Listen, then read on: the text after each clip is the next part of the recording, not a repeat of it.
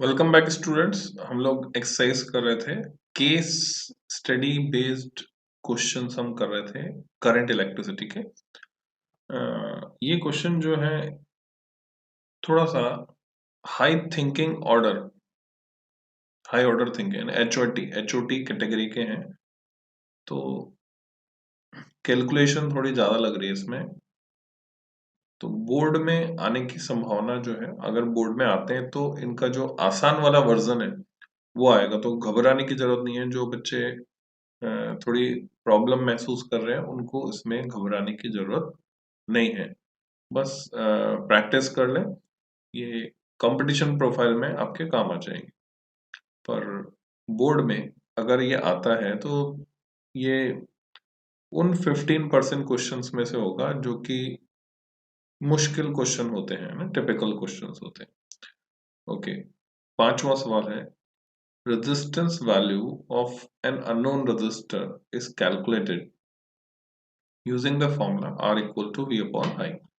बच्चों, Ohm's law पर practical based question advance में भी बनते रहे हैं प्रीवियस ईयर्स में, और बोर्ड में भी, हर बोर्ड में, न केवल सीबीएसई, ये क्वेश्चंस पूछे जाते रहे।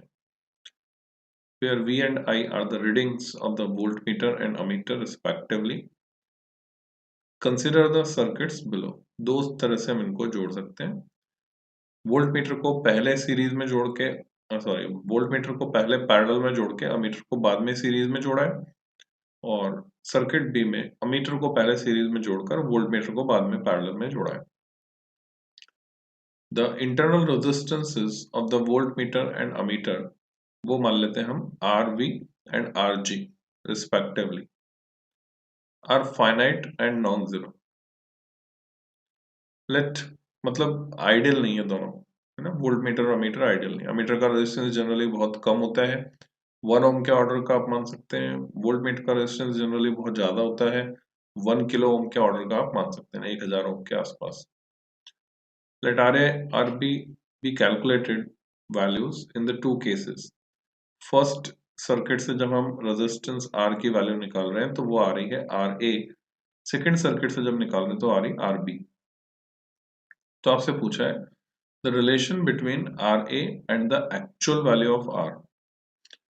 मान लीजिए आर जो है 5 ओम का रेजिस्टेंस है, तो एक्चुअल वैल्यू है इसकी 5, जिसको अगर हम यहाँ से हटाकर, यहाँ से निकाल कर मल्टीमीटर से नापते हैं तो 5 ओम वो दिखाता है। तो ये 5 ओम है एक्चुअली। अगर वोल्ट मीटर आइडियल होता, इसका रेजिस्टेंस इनफाइनाइट होता, अमीटर आइडियल होता, इसका रेजिस्टेंस 0 होता, तो इनकी जो वैल्यूज होती, चाहे हम ऐसे जोड़ें ए की तरह चाहे बी की तरह जोड़ें, रेजिस्टेंस आर की वैल्यू 5 ओम ही आती। पर अभी सर्किट ए में अगर ये 5 ओम का है तो हम देख पा रहे हैं कि वोल्ट मीटर डायरेक्ट इसके कांटेक्ट में है। और जो मैथमेटिकली इसका सॉल्यूशन निकालेंगे तो बहुत सारी कैलकुलेशन है। डाउट नट पे जाके आप देख सकते हैं, बहुत ज्यादा कैलकुलेशन आपको करनी पड़ रही है। पर फिजिक्स से अगर हम जा रहे हैं तो हम इसको शॉर्ट में कर सकते हैं। वोल्ट मीटर अगर हम लगा रहे हैं पैरेलल में पहले, तो वोल्ट मीटर हमें बोलेंगे कि वोल्ट मीटर तो इसके अक्रॉस पोटेंशियल डिफरेंस सही सही नाप देगा। पर अमीटर जो करंट नापेगा वो वोल्ट मीटर और रेजिस्टेंस दोनों की कंबाइंड करंट है। कुछ करंट वोल्ट मीटर में जा रही है, कुछ करंट रेजिस्टेंस में जा रही है, उसकी वजह से रेजिस्टेंस पे ड्रॉप हो रहा है। तो रेजिस्टेंस में जो करंट जा रही है उससे ज्यादा हो गई, क्योंकि कुछ वोल्ट मीटर में भी जा रही है, उसका रेजिस्टेंस इनफाइनाइट नहीं है। तो अमीटर जो करंट नाप रहा है वो ज्यादा है, वोल्ट मीटर जो वोल्टेज नाप रहा है वो एग्जैक्ट है। तो जब हम ये फॉर्मूला लगा रहे हैं equal to V upon I, ammeter current actual से ज्यादा नाप रहा है, उसकी वजह से वो जो रेजिस्टेंस नापेगा आर होगा वो कम होगा एक्चुअल से, एक्चुअल से कम होगा। तो जो रिलेशन यहाँ पे बनता है बच्चों, आर जो है वो यहाँ बोला है R A R B calculated. तो आर ए जो कैलकुलेटेड है वो एक्चुअल आर से कम है, तो इसका सही जवाब बनता है 1। तो करेक्ट आंसर इज 1। फिर इस सर्किट की अगर हम बात करते हैं the relation between R B and actual value of R. तो यहाँ पर अमीटर तो सही सही एग्जैक्ट करंट नाप पा रहा है जो इस रेजिस्टेंस में जा रही है, क्योंकि डायरेक्ट इसके साथ सीरीज में है। अमीटर में वही करंट जाएगी जो रेजिस्टेंस में जाएगी, तो अमीटर तो एक्चुअल वैल्यू नापेगा। वोल्ट मीटर जो पोटेंशियल डिफरेंस नाप रहा है वो अमीटर पर होने वाला ड्रॉप प्लस रेजिस्टेंस पर होने वाला ड्रॉप कंबाइंडली, तो वोल्टेज वो ज्यादा नाप रहा है। अब वोल्टेज ज्यादा नाप रहा है एक्चुअल से, तो फिर से हमने वही फॉर्मूला लगाया, R equal to V upon I. अगर V ज्यादा है एक्चुअल से तो ये रेजिस्टेंस की वैल्यू जो नापी है यहाँ पे RB वो R से बड़ी होगी। So RB is greater than R। Again option 1 is correct.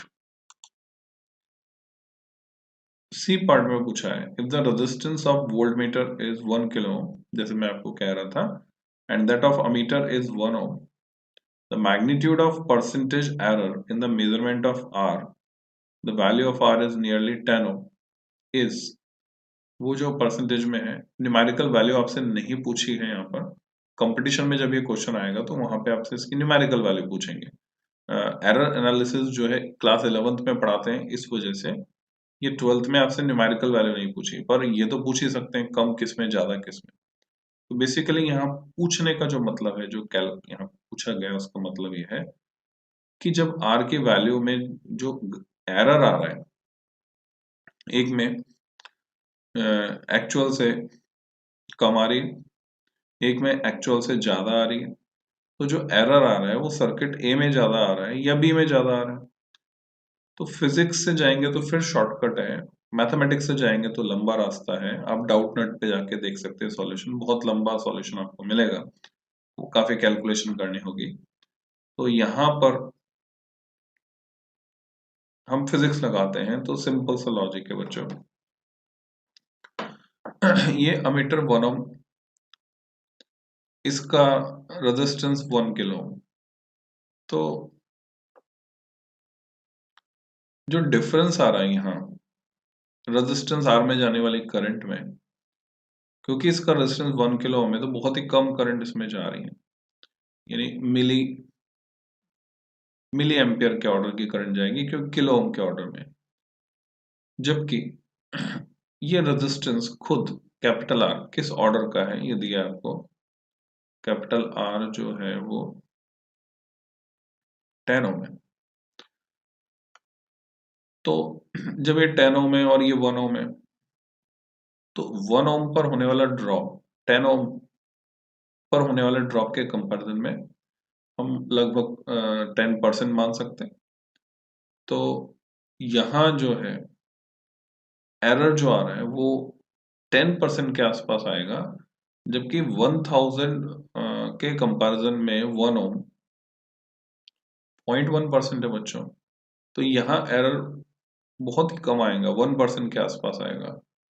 तो एरर जो है किस में ज्यादा होगा, केस बी में ज्यादा होगा। तो इसका सही जवाब हुआ मोर इन सर्किट बी। तो जो इन्होंने आंसर्स दिए हैं ए का 2 बी का 2, मेरे हिसाब से ये दोनों रॉन्ग आंसर्स हैं, क्योंकि ए का भी 1 होगा और बी का भी 1 होगा। लॉजिक मैंने आपको समझा दिया है, आप मैथमेटिकली कैलकुलेट करके वेरीफाई कर सकते हैं। This will be the correct answer, A का 1 बी का 1 और सी का 4। तो सी का आंसर सही है यहाँ पर ए और बी का आंसर गलत है। नेक्स्ट चलते हैं question number 6। In the connection shown in figure initially the switch K is open, यहाँ पर की ओपन है, and the capacitor is uncharged, तो ये कैपेसिटर अनचार्ज है। Then the switch is closed and the capacitor is charged up to the steady state, fully charged हो जाता है ये मान लें हम, स्टेडी स्टेट आ जाती है। स्टेडी स्टेट में क्या होता है, कैपेसिटर में करंट फ्लो होना बंद हो जाता है। अगर मैं इसका ग्राफ बना के आपको बताऊं, तो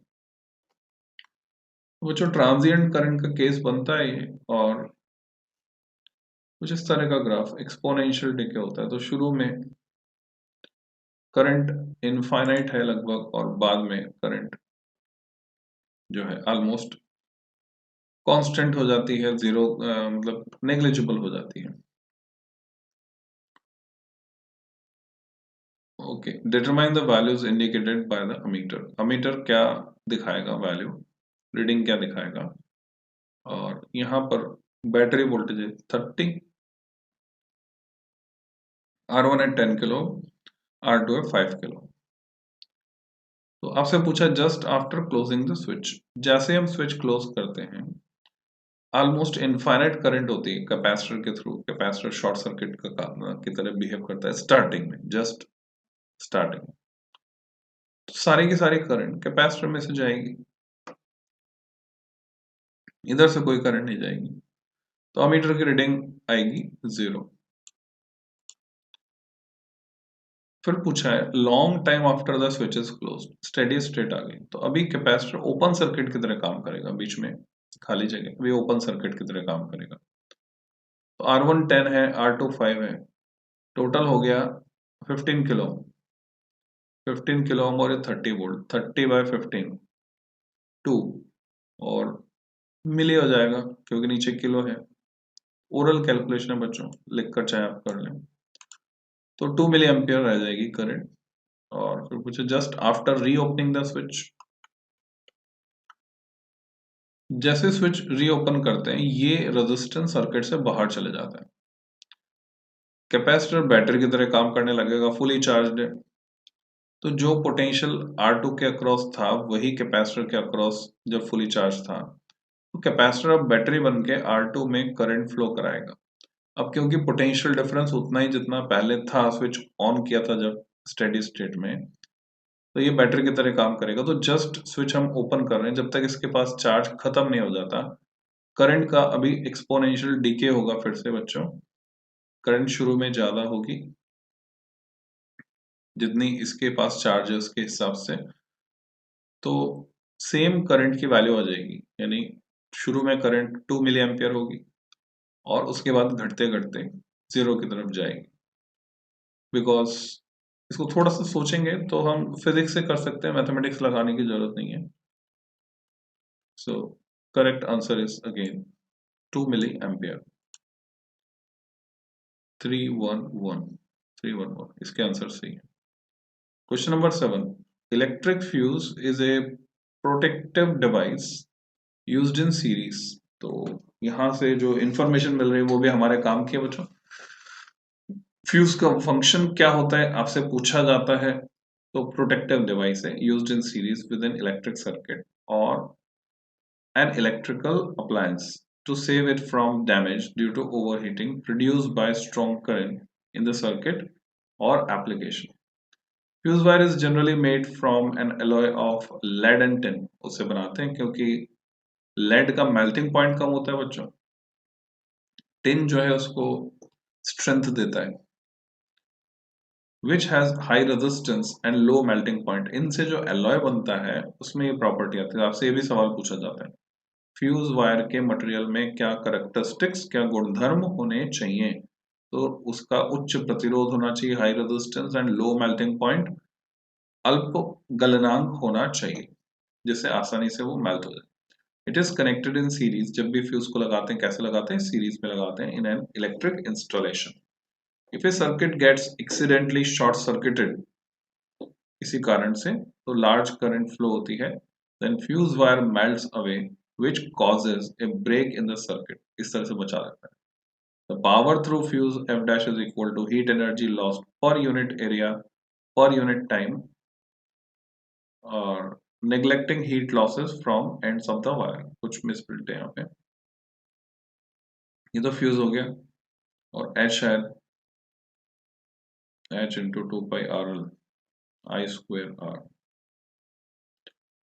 ओके, H जो है ये है, H से दिखाया हमने, heat loss per unit area per unit time को S दिखाया, पर यूनिट टाइम पावर बन जाती है और पर यूनिट एरिया कर दिया, इसलिए 2 पाई आर एल से मल्टीप्लाई किया, सरफेस से ही लॉस होगा हीट का, तो 2 पाई आर एल से मल्टीप्लाई किया, ये मानते हुए कि जैसे फ्यूज जो है वो कैसा होगा, सिलेंड्रिकल होगा बच्चों, और ये सिलेंड्रिकल वायर का जो ये वाला हिस्सा है वो तो जुड़ा हुआ है, not expose to open air, तो सिर्फ कर्ड पार्ट ही एक्सपोज्ड है, ये मानते हुए।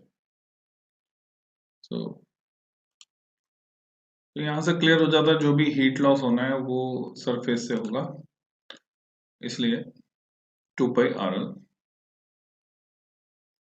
और फ्यूज का जो फिजिकल साइज होता है बच्चों वो भी मैटर करता है, इसलिए क्योंकि स्टेडी स्टेट इक्विलिब्रियम स्टेट जिस रेट पर हीट डेवलप हो रही है उस रेट से अगर डिसिपेट होती रहे तो फ्यूज वायर मेल्ट ही नहीं होगा, एक पर्टिकुलर टेम्परेचर पहुंचने के बाद उसका टेम्परेचर और नहीं बढ़ेगा, इसलिए मेल्टिंग पॉइंट कम भी रखा जाता है कि इक्विलिब्रियम स्टेट आने से पहले ही मेल्ट हो जाए। या फिर उसका फिजिकल साइज भी मैटर करता है। ये सब कंसेप्चुअल पार्ट है बच्चों जो मैं डिस्कस कर रहा हूँ, इस पर क्वेश्चंस बन सकते हैं बोर्ड में भी कंपटीशन में भी, कि फ्यूज का फिजिकल साइज मैटर करता है कि नहीं करता है। तो मैटर करता है। सरफेस एरिया अगर ज्यादा होगा तो स्टेडी स्टेट जल्दी आ जाएगी, तो फ्यूज मेल्ट नहीं हो पाएगा, तो सरफेस एरिया कम होगा तो बेटर है। R and L are length and radius of the fuse wire। ठीक है।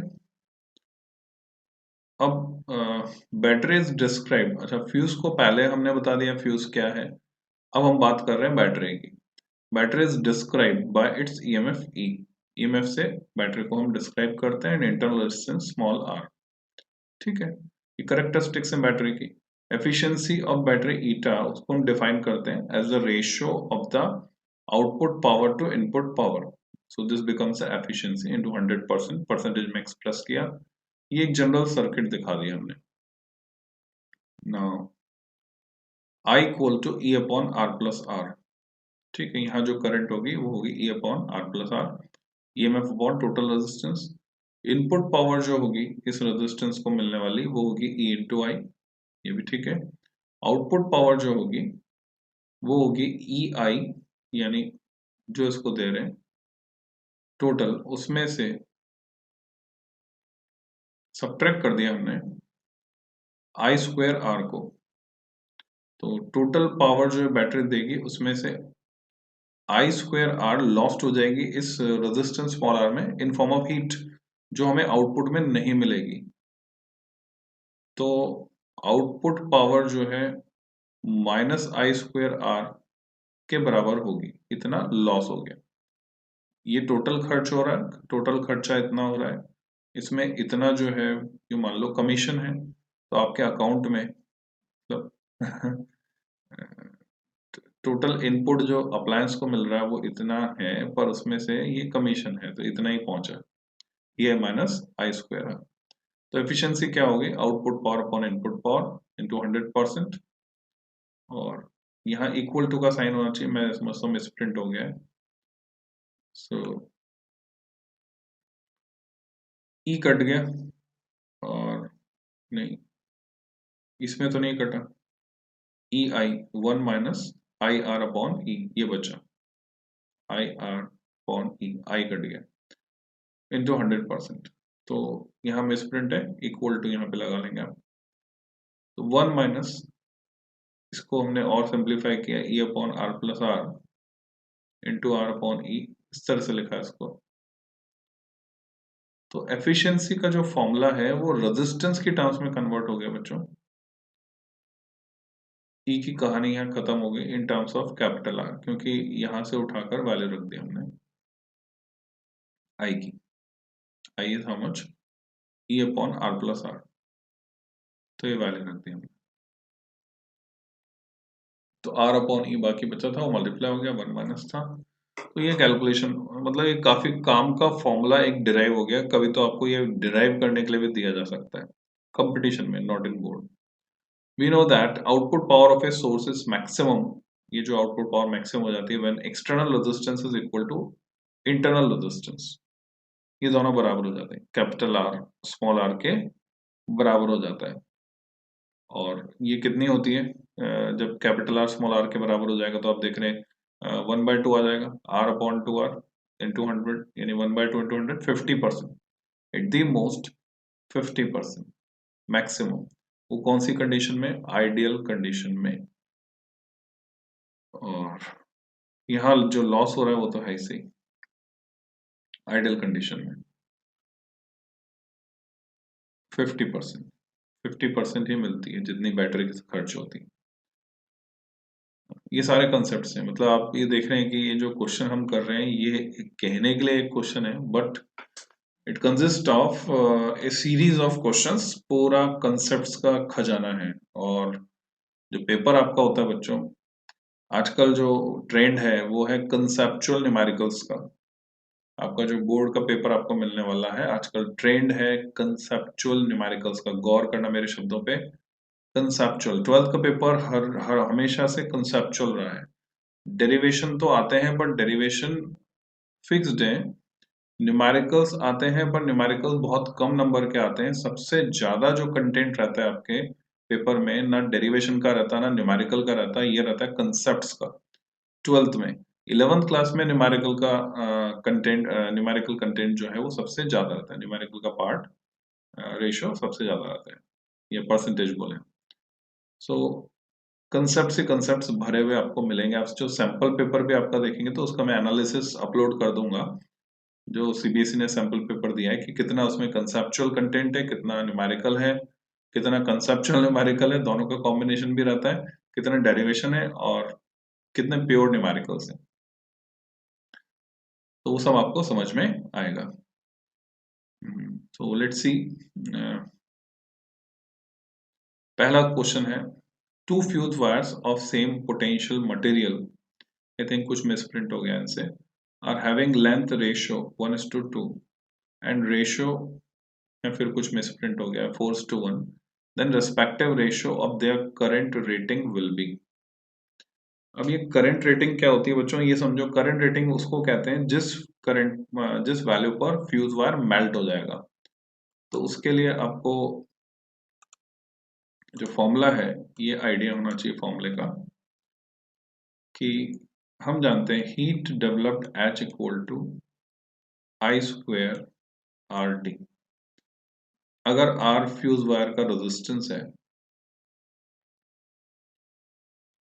तो इतनी हीट उसमें डेवलप होगी आई करंट टी टाइम तक फ्लो कराने। और जब ये heat developed Q equal to M S delta theta से इसके बराबर हो जाती है, m is mass of the fuse wire, s is specific heat and delta theta is temperature difference. Room temperature से उसको ले जाना है हमें मेल्टिंग पॉइंट तक। जैसे ये इसके बराबर हुई, फ्यूज वायर मेल्ट हो जाएगा, मेल्ट होने का सर्किट डिसकंटिन्यू हो जाएगा और अब सब कुछ सेफ है ना। चाहे ओवर हीटिंग का केस हो, चाहे शॉर्ट सर्किट का केस हो, या तो शॉर्ट सर्किट में बचाता है फ्यूज या तो ओवर हीटिंग में।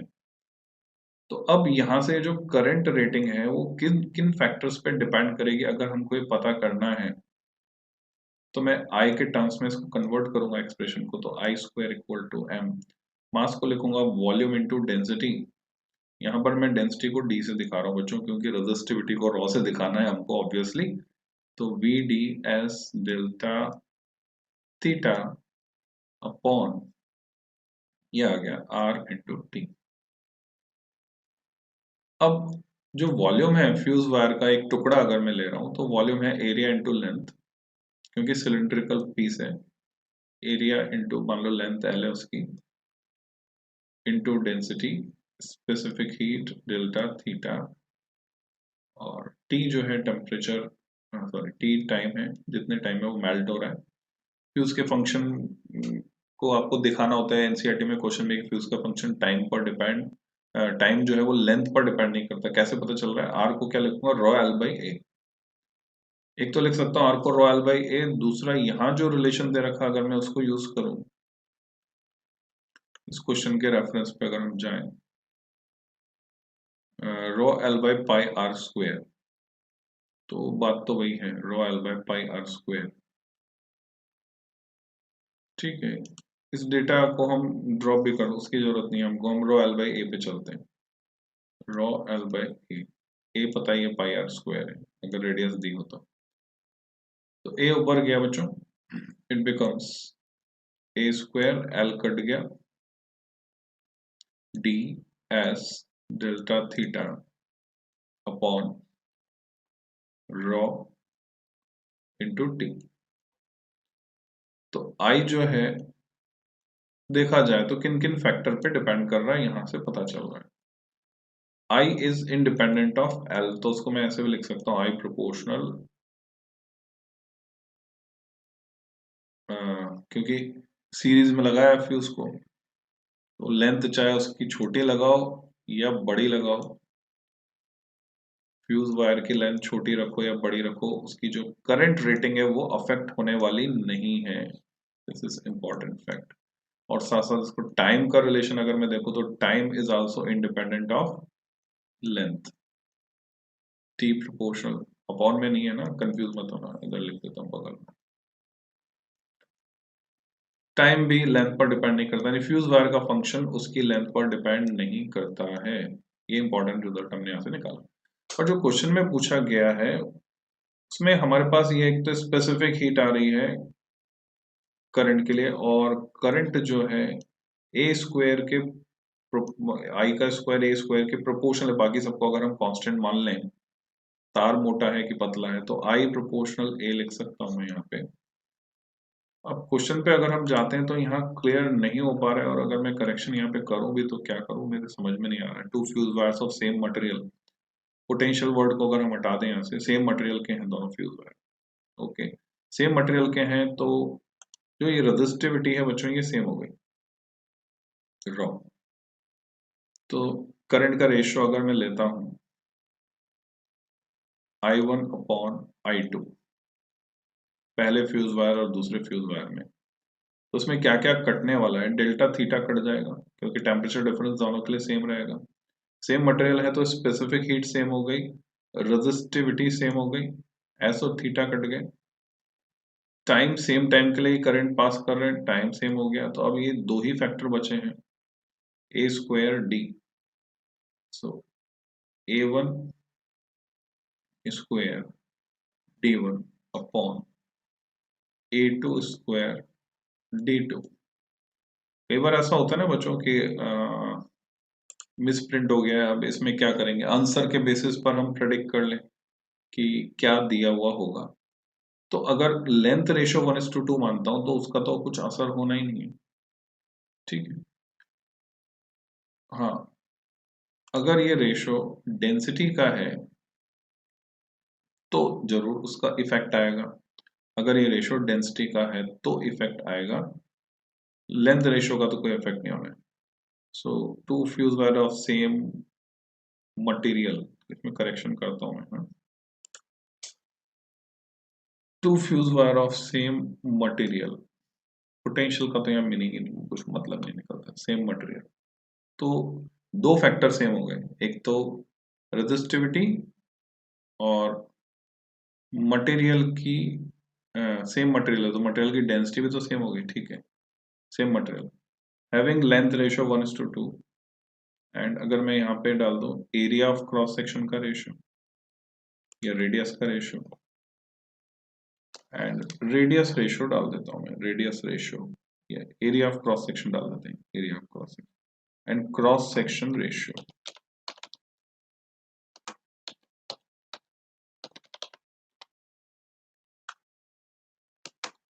4:1।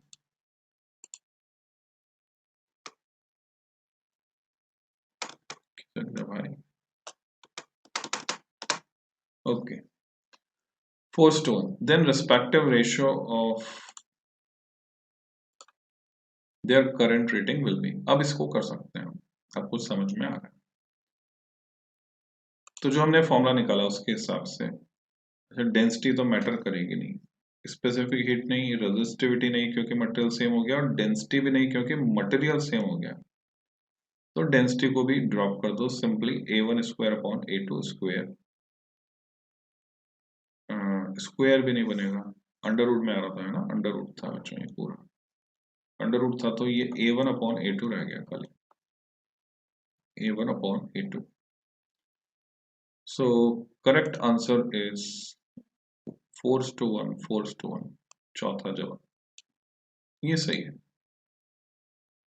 इस क्वेश्चन के हिसाब से। B, maximum power rating of 20 ohm fuse wire is 2 kilowatt. Then this fuse wire can be connected safely to DC source. Okay, 20 ओम का फ्यूज वायर है, मैक्सिमम पावर रेटिंग 20 ओम fuse wire के लिए, यानी उसका रेजिस्टेंस 20 ओम है, 2 किलोवाट मैक्सिमम पावर वो झेल सकता है। तो सेफली अगर हम इसे किसी डीसी सोर्स में जोड़ रहे हैं तो वो कितना हो। पी हमारे पास है, आर हमारे पास है और वी पूछा जा रहा है। तो मैं यहाँ पर जो फॉर्मूला काम में लूंगा,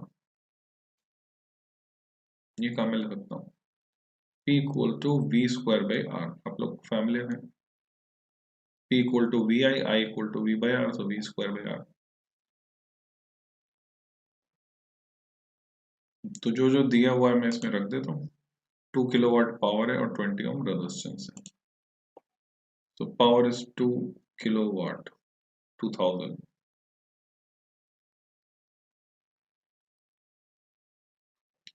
वी हमें पता करना है, रेजिस्टेंस 20 है, 20 था, 20 ओम। सो व्हाट वी गेट, 20 इधर जाके मल्टीप्लाई हुआ, 40 हो गया, 20 इंटू 2 40, 40,000 हो गया। 40,000 का अंडर रूट लूंगा, अंडर रूट लूंगा तो आ गया मेरे पास 200 वोल्ट। तो फैक्टर ऑफ सेफ्टी भी कुछ चीज होती है, हमें फैक्टर ऑफ सेफ्टी लेके 200 वोल्ट पे तो मेल्ट ही हो जाएगा वो। सो डेफिनेटली इससे कम ही रखना पड़ेगा हमको। और फैक्टर ऑफ सेफ्टी लेके चले 10%, जनरली फैक्टर ऑफ सेफ्टी लेके चलते हैं। सो जो नियर अबाउट, क्योंकि 200 यहाँ पे आंसर है नहीं, तो बेस्ट सूटेड क्या है, 190 वोल्ट। तो 190 वोल्ट पे हम जोड़ सकते हैं, क्योंकि उससे ऊपर वाले पे जोड़ा तो क्या होगा, 300 पे जोड़ा तो मेल्ट हो जाएगा, 250 में, क्योंकि 200 से ऊपर मेल्ट, 200 पे मेल्ट हो जाता है, 250 पे भी हो जाएगा, 220 पे भी हो जाएगा।